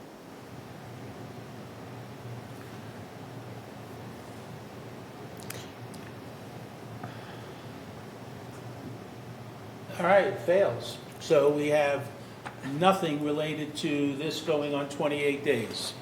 All right. May I Donna? request that we just seek a legal opinion of if we even need to do this? Because we want to eliminate extra hoops for people that they don't need to go through, but we also want to protect. Donna, I don't know how many Mutual. times I've said we have a legal opinion. I make a Well, I don't know motion we to have. send this back to the committee for another review. You send it back to committee, move? All right, Karimi moves to send it back to the committee. Is there a second to that? I'll second that. Fox I'll second seconds it? Yeah. All right? Yeah. Any discussion about sending it back to committee? Hearing none, Okay, what we want to hear from the committee. Now, we assigned a committee. The committee has put up what we want them to do. I want to send it back, but I want to know why we're sending it back. What is our question? Why we rejecting everything? Yeah. We just don't like it? No, may I? What we want the committee to do? Yeah. Okay, you may made I? the motion. I made So the what is it, so what is it you want the committee to do? I Since made the you made the motion. motion. I made the motion to go to the committee with understanding what this board wants from the committee, because it cannot go anywhere else. Other than that, it goes to Never Never Land. Jim? I think all of us have heard the discussion. What? I think all of us have heard the discussion. And so when the committee takes it up in session, they can look at all of the discussions and consider that. So I don't think we need to give the committee any direct instructions as to how to deal with this. I'm sure Alan will be at the committee meeting, and he will also recount all the discussions here. I'm personally in favor of getting a legal opinion. That is what I would like to ask you, I'm because personally that's in the favor whole of getting basis a of legal the opinion, concern. one way or the other, and the discussion. Well, That sound like a reasonable? yeah, I think the committee can get a legal, I think the committee can get a legal opinion, but I also think the discussion, I don't think it rests strictly with a legal opinion. Yeah, I think it really discussed, what we just talked about is trying to save residents a process. And at the same time, there is really confusion. The county says one thing, we say another thing. This diversion has lasted for 40 to 60 years. Gotcha, okay. All right. It just making Moving a on. lot of- No, we have to vote on sending it back to committee. All those in favor of sending it back to me, we don't need to vote on the screen. All those in favor, signify, just raise your hand. 1, 2, 3, 4, 5, 6. Okay. Well, they put it up on the screen, so go ahead and vote about sending it back to committee.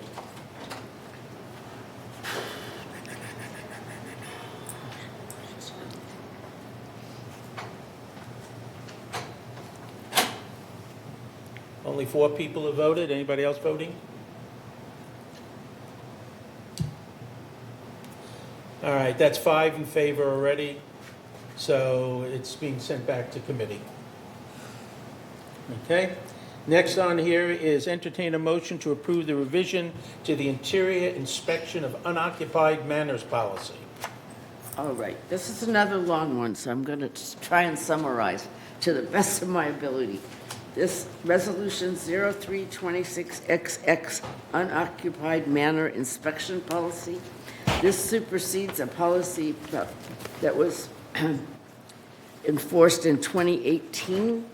Essentially, it allows the VMS, the mutual, the ability to go into an unoccupied manor with notice.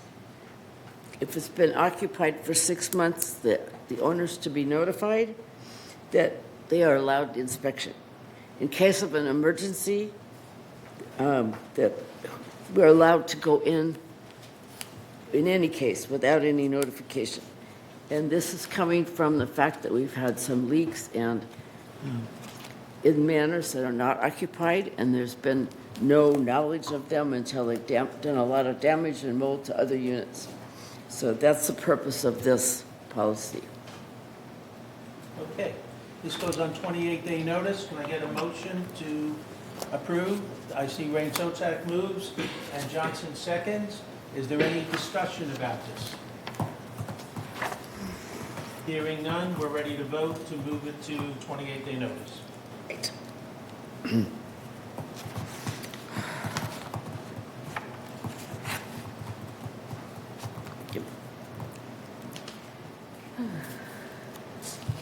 We're missing 2 people voting. Oh. We're missing 1 person. All right. It's approved 7 yes, no no's, and 1 abstention. So it's on 28-day notice. Okay. Our last item of new business. Entertain a motion to approve licensing agreements. This is Oh, it's a new one. This is Yeah. The new one, okay. That's The new one. Yes. Okay. So, Resolution 0326XX, License Agreement and Alteration Fee Schedule. Whereas approvals of alterations that meet the requirements of civil code and existing mutual standard and policies for installation in common areas, exclusive use common areas, and limited common areas requires the execution of a license agreement. And whereas the required agreement should be prepared by the mutual's legal counsel to ensure protection of the mutual's interest, and whereas alteration and variance requests require significant staff time for proper processing, including research, report preparation, presentation to the appropriate committee and board, and whereas several tasks are performed in conjunction with alteration and variance requests, namely plan check changes, mutual consent reinspections, correction notice reinspections, and license agreements. And whereas in order to account for the staff time spent processing the tasks above, the board has adopted 2026 alteration fee schedule. And whereas the 2026 alteration fee schedule more accurately reflects the fees associated with all the administrative times it takes to process all the associated tasks. Now therefore be it resolved January 20th, 2026, that the board hereby adopts a flat legal fee in addition to any adopted fees in the third alteration fee schedule of $300 for the preparation of these agreements as a pass-through charge from Mutual's legal team and shall be incorporated into the alteration fee schedule. Resolve further the processing of agreements for all other approved alterations, including exclusive use common area as recognized within the footprint of the property, and non-permanent improvements in common area limited to the use of pavers for golf cart parking, driveway replacement, exterior door landings, and accessibility alterations will also utilize the same license agreement and fee. And resolve further, the staff preparation time for license agreements shall be $50 or as noted in the third alteration fee schedule. Resolved, typo. Resolve further, unless noted, all other fees listed on the alteration fee schedule to remain unchanged. And resolve further that Resolution 0325-150, adopted October 21st, 2025, is hereby superseded in its entirety and no longer in effect. And resolve further that future revisions to the alteration fee schedule will be reviewed and undertaken as one cohesive resolution every year with board approval. And resolve further that the officers and agents of this corporation are hereby authorized on behalf of the corporation to carry out the purposes of this resolution. This goes on 28-day initial notification. Can I get a motion to approve? I'll make a motion. Karimi moves, and Johnson, was that your hand up? Yes. Johnson's hand up for a second. Any discussion? I will just share with everybody, primarily for the people at home who may be watching this or listening, that we had a legal opinion that the previous license agreement was an illegal license agreement, and therefore we need to have a new one that is actually a license. The other one ended up being what they call a covenant to run with the land, and those have been deemed illegal by the attorney. So we have a new license agreement that's been prepared. The good news for members is that the old license agreement with the old attorney was $850, and the new one is only $300. So there'll be a savings in the end, and it'll be an actual true license agreement. Okay? Just a question, for those who in the past went through the run with the land route, do they have to do it again? No, they don't have to do anything. And what does it? They're grandfathered They're in. grandfathered in. Okay. Okay? Yes. Quick question, what was the typo that Director At Johnson the pointed out? bottom of first page, the last resolve. It's missing a V. And the second to the bottom has the Oh, spelling in it. perfect, okay, thank you. Just want to make sure it's correct in the minutes. Director Hopkins. Yeah, my question is, I noticed that the fee, the staff fee has been reduced from 100 down to 50. Is that, what precipitated that change? Staff fees being reduced from $100 down to $50? Yeah, I mean, I think the fee associated with the license agreement used to be $750 plus 100 staff fee. And now it looks like it is the $300 with $50 staff fee. So there were two contracts in effect. The old alteration fee schedule had staff processing time at $50. Okay. The new license agreement is technically simpler. We don't require, it's not requiring a county registration. So it is a one fee across the board, just for staff time of $50. Thank you. Anybody else, questions? I don't have any questions. Go ahead. I don't have any questions. Oh. I misheard. I thought you said I have a question. No. Okay. All right. Hearing none, can we go vote to move this to 28 days, please?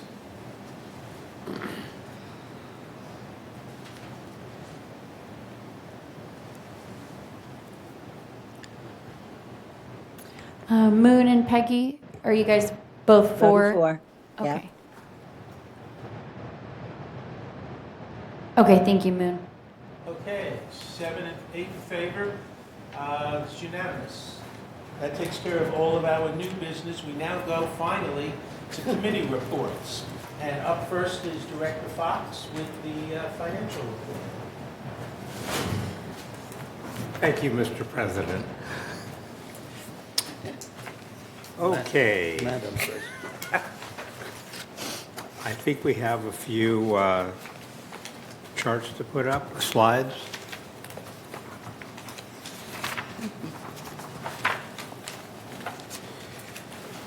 I think. Okay. Okay, so on this first slide, we get a summary here of the revenues and expenses of the mutual. And this slide shows a combination of both operating and reserve revenues and expenses. And it shows that we have total revenues through October 31 of $41 million. And we have total expenses of $39.6 million. So we're showing a net surplus through October 31 of $1.8 million, which is in excess of our budget by $2.2 million. I believe some of this net surplus will kind of get used up in the next couple of months due to the timing of certain expenses occurring. Okay, let's move to slide 2 and see what's going on with our expenses.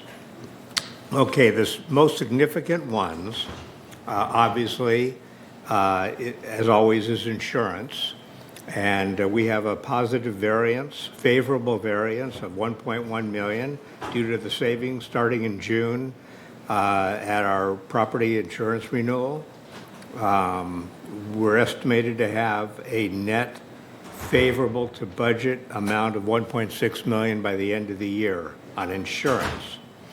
Outside services is next up, and it's primarily in landscape due to mowing cycles being moved in-house to in-house labor, and in M&C due to no contingency funding being needed for full copper pipe replacements through the reporting period.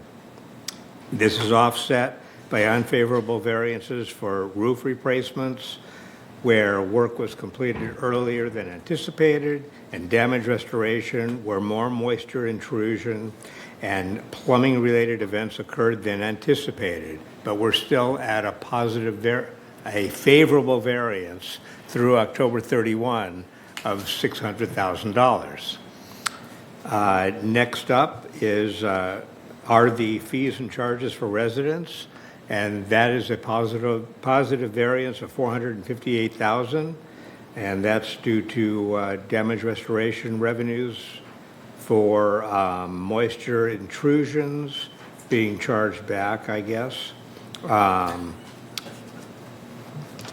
Next comes the investment income. And we're getting a little higher rate of return than anticipated, so we're up $280,000 through October 31. Materials and supplies, we have a favorable variance of $227,000. Our negative here is utilities and telephone of $437,000 through October 31, and that's due to the water rates, trash rates, and electricity rates going up.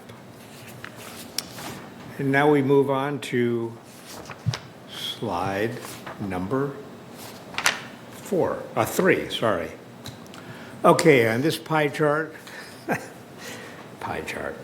okay, we present our non-assessment revenues earned to date of $3.3 million, starting with our largest revenue-generating categories of investment income, chargeable services, then we have various and sundry smaller like lease processing fee, laundry revenue, permit fees, and so on and so forth. The chart speaks for itself. Slide number 4. Here we see our expenses through October 31 of $39.6 million. Our largest category is the employee compensation and related expenses, followed by the outside services. So more than half has to do with labor. Next, we have utilities, which have gone up because of all the rates being charged going up. Insurance is a significant number, and then all the other small sundry expense amounts making up the full $39.6 million. And we move on to, well, how do you do? Slide 5. Okay, in finance, we try to keep a close eye on the operating portion of our financial results. The operating fund shows a surplus of $702,000 through October 31. This table shows how much of our revenue went into operations, with $26.5 million coming in from assessments and $2.1 million coming in from non-assessment revenues. This is compared to operating expenditures of $27.9 million, not including depreciation. Slide 6. Okay, the non-operating fund balances on October 31 totaled $36.2 million, at the bottom right corner of this chart. Year-to-date contributions, interest, and fund transfers totaled $12.8 million, while expenditures were $11.6 million. This table shows us that non-operating fund balances increased by $1.2 million overall since the start of 2025. Moving on to slide 6. Okay, slide 6. The non-operating fund balances on October 31 totaled $36.2 million. Year-to-date contributions, interest, and fund transfers totaled $12.8 million. Sorry, am I on the right? This is slide 6, right?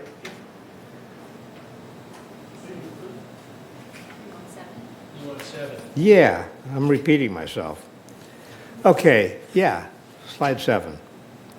Okay, we compare the non-operating fund balances to historical fund balances for the past 5 years on this chart, which has averaged $32.8 million.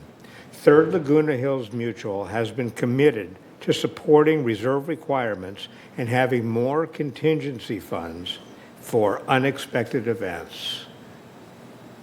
And finally, slide 8. We have a slide here to show resale history from 2023 through 2025. Through October 31, 2025, third resales totaled 293, which is 8 less sales than the prior year for the same time period. The average year-to-date resale price for a third mutual property was $626,000, which is $7,000 less than the prior year for the same time period. And what else do we have? I think that would be it. Okay, your next meeting? Do we have another meeting? Yes, we have another meeting. Our next meeting is February 3rd, 2026 at 1:30 in the boardroom. Thank you. Next up is the Architectural Control and Standards Committee. The committee met on December 1st. The committee forwarded to the board the proposal related to the Monterey reclassification, which now is being returned to that committee for another review. There were no variance requests that were considered at that time. The only one that actually came forward was referred to another committee as appropriate. And the next meeting of the Architectural Committee is scheduled for January 12th, 9:30 here in the boardroom. Next up is Director Karimi on maintenance and construction. Thank you, Mr. President. The Maintenance and Construction Committee met on December 1st at 1:30 p.m. in the boardroom. Some of the issues that we discussed was GVA handrail updates that for the Garden Villas, the paving repair at the cul-de-sac 224, red care for the cul-de-sac 364, red care for the cul-de-sac 2021, and we also discussed the building 2399 rec room restroom and looking at the restroom for the other garden villas too. Item for discussion, we discussed the roofing program. Mr. West provided a presentation, a PowerPoint presentation about the roofing program and summaries that. The items for the future discussion, which is going to be in January 5th at 1:30 p.m. in the boardroom, are Garden Villa building handrail installation, Garden Villa Association engineering seepage report, incentive to update pipes or install dedicated water shut-off valves, and Gate 11 nuisance water seepage consultant, and a couple of other ones that are not on the agenda right now will be added. Thank you. Okay, next up is the Landscape Committee. Director Wayne and Director Parsons, both members of the committee, are not available. I will share with you what I know, which is that there were approximately 5 tree removal requests. They were all considered to be under the consent calendar. They also had a discussion about the installation of pavers, gravel, decomposed granite, and stepping stones that we put on today for rescinding that, and that was sent forward. And the next meeting of the Landscape Committee is January 8th, 2026 at 9:30 a.m. in the boardroom. Next up is Water Conservation. Great. The Water Conservation Committee held its quarterly meeting on October 30th. It does meet the last Thursday of January, April, July, and October. And in the Treasurer's report, you heard that the only really adverse report financially was in the utilities area, and although much of that had to do with increased rates, when it came to water, a lot of that increase had to do with water usage. And that's where we as members, as residents, can make a difference. And so we are looking to have a community-wide approach with collaboration with GRF and United as well, and having people working more towards water conservation. And we look for some things, both publicity and hopefully some spots on TV6 which we hope will be coming up. Our next meeting will be January 29th. Again, that would be the last Thursday of the month, and we hope some of you will be here. It'll be right here in the boardroom. Thank you very much. Next up is the report of the Resident Policy and Compliance Committee. I will share with you that this committee met on November 26th, and much of today's business items that we submitted that are now on 28 days include the common area use policy, the revision to the interior inspection policy, the enactment of the alterations for the accessibility policy. Those are the items that the committee considered, and the next meeting of the Compliance Committee is set for December 23rd at 9:30 here in the boardroom. Next up is the Garden Villa Recreation Room Committee. Dr. Yoon. We met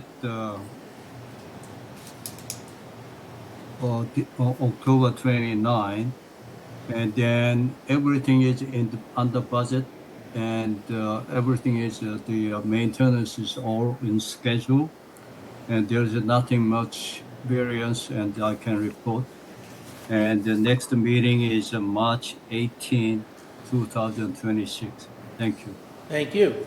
Now we move to the GRF Committee highlights, and we start off with the Community Activities Committee. Director Fox. Sure. Community Activities Committee.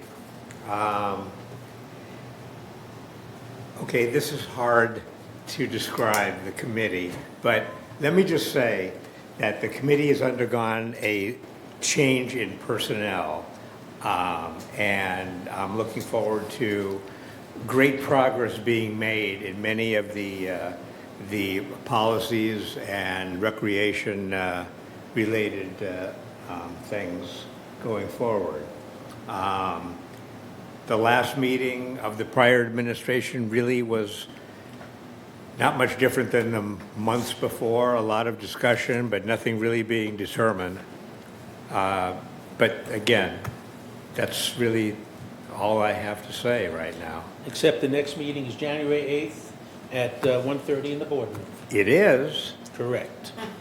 I better be there. Now you know. Now, give us your report on the traffic hearings. The traffic hearing.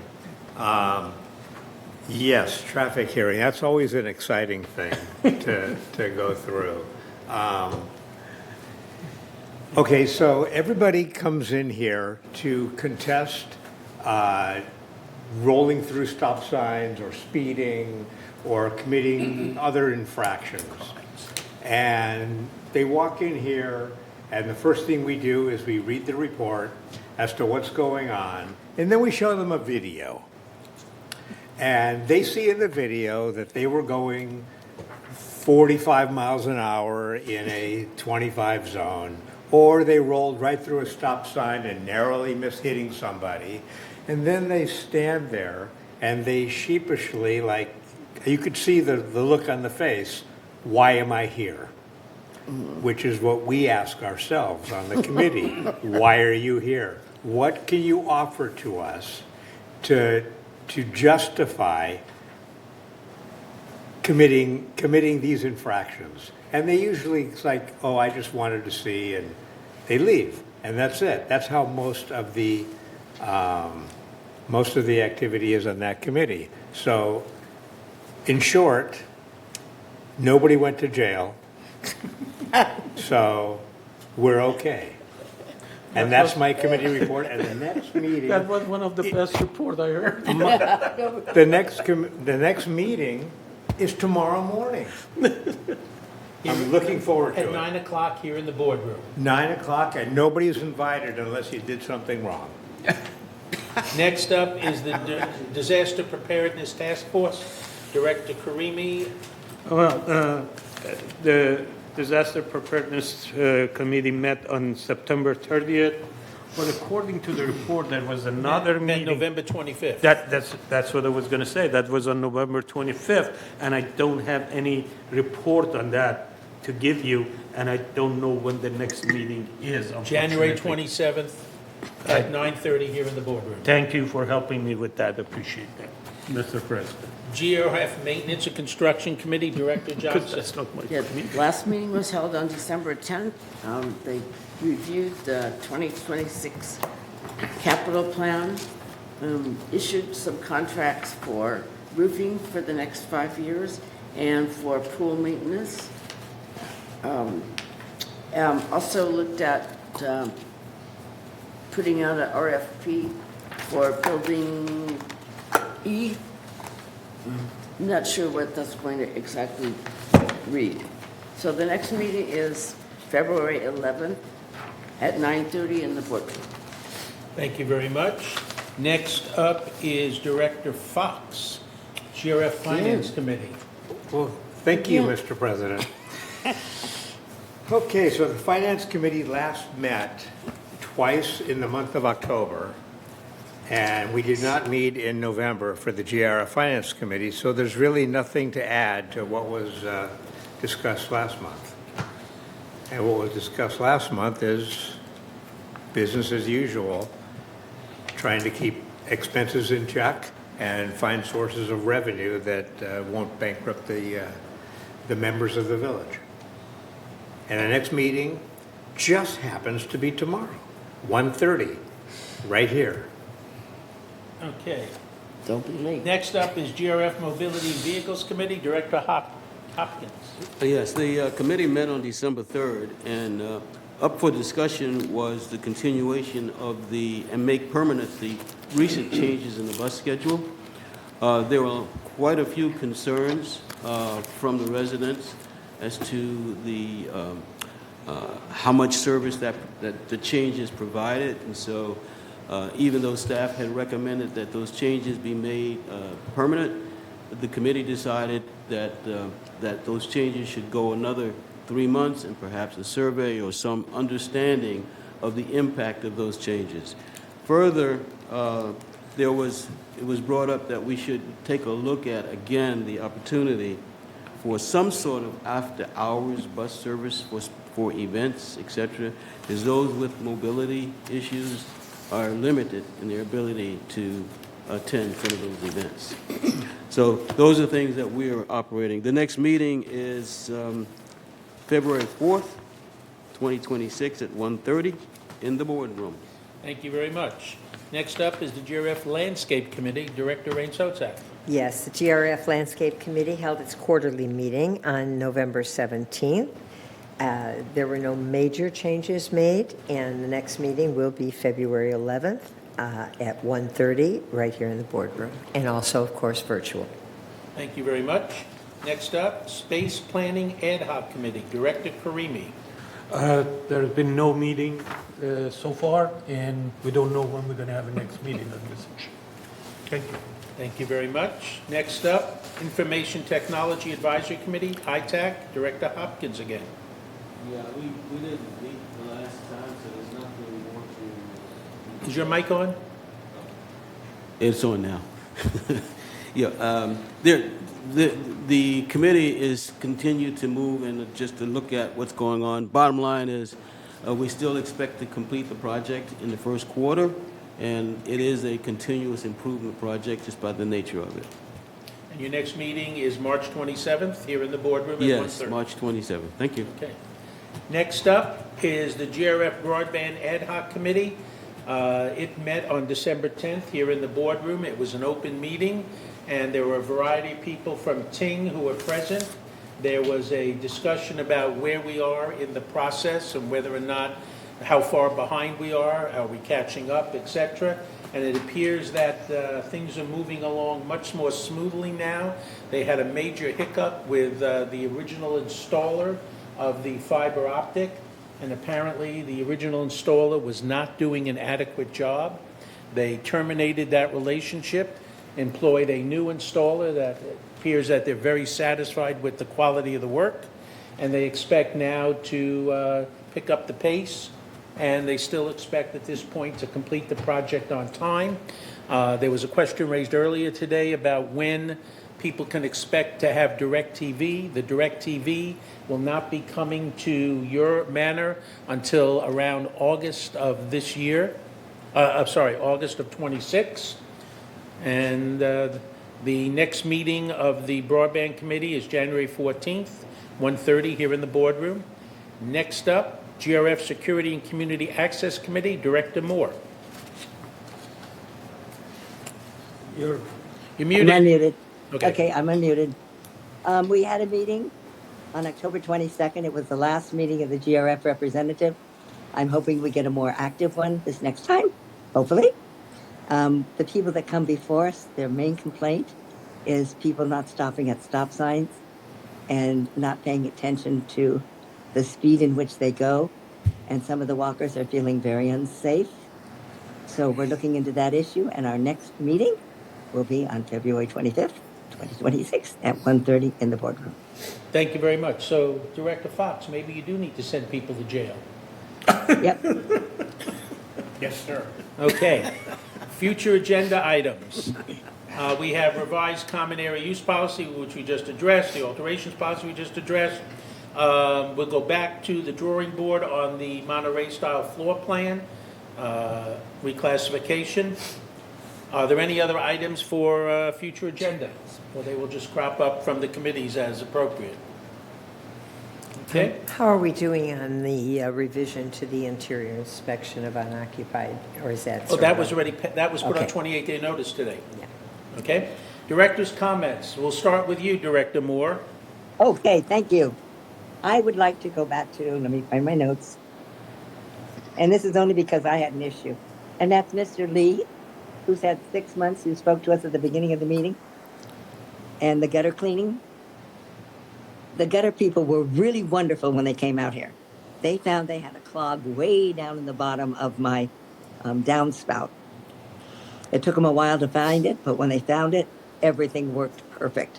So I'm going to ask a favor, and I don't know how I do this, whether I ask Reza, if we could get somebody out to Mr. Lee's to look at the downspout coming from those, whether he's in a 2-story or 3-story building, and it may be a clog in there that is not getting quite pushed out.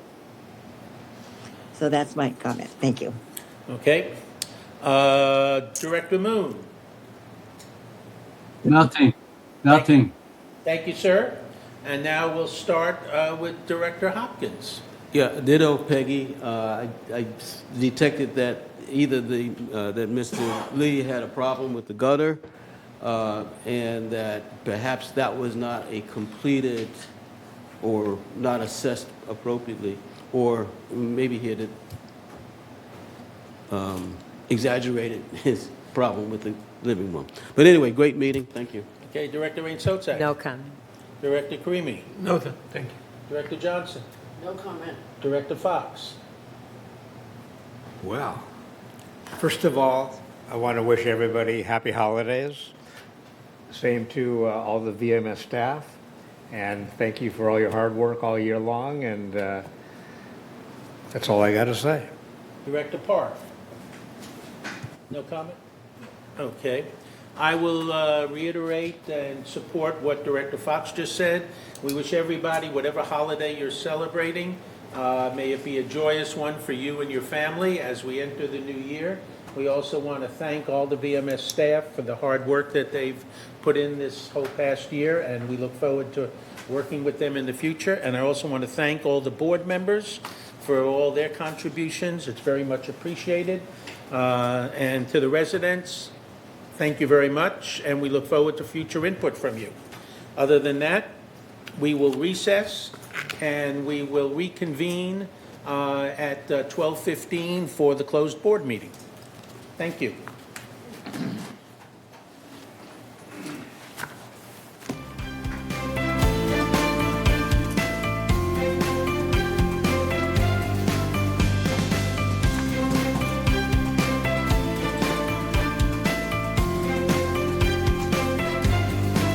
You may have